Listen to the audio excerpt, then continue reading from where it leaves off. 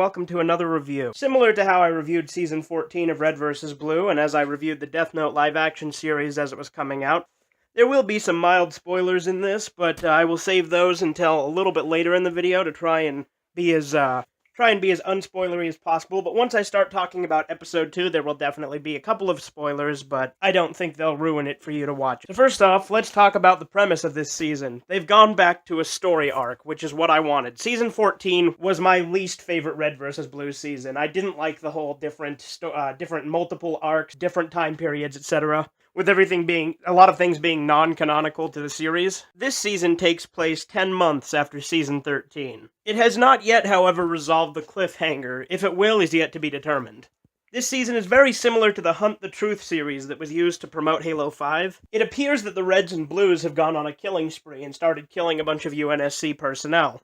The explanation behind this is, of course, yet to be determined. But it obviously seems like a frame-up job, especially since none of them talk. Not to mention they had Church there, in a robot body, which he didn't even have a robot body in Season 13, and with the cliffhanger, there's some things there that doesn't make sense with him being there. This season, we follow a reporter and her cameraman going to try and investigate the Reds and Blues, to try and get to the bottom of why they are doing what they are allegedly doing, and what the motive is behind it. And of course, to try and determine their whereabouts. First episode, she investigates the scene of the crime with her cameraman. And the second episode, she goes back to Blood Gulch. Now's here where things will get kinda spoilery.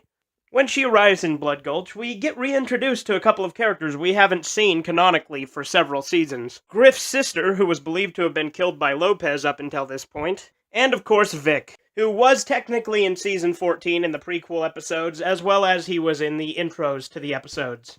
But this is the first time we've seen him in the timeline in a very long time. He also appears to be suicidal. Now, I think that's enough really to say about the plot, because that pretty much outlines everything that's happened thus far.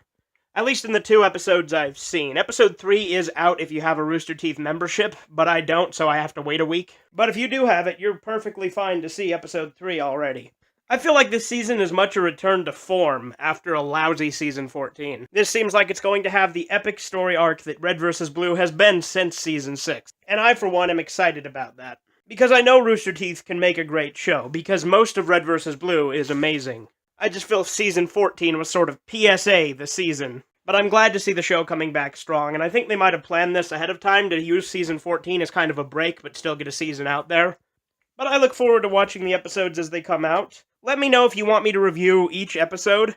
Similar how I did with Death Note, how I would group several episodes into one video, or if you'd rather I just wait till the end of the season and do a blanket review of the season, like I did with Season 14 of Red vs. Blue last year. But that's all for today. I hope you guys have enjoyed the video, and have a great rest of the day.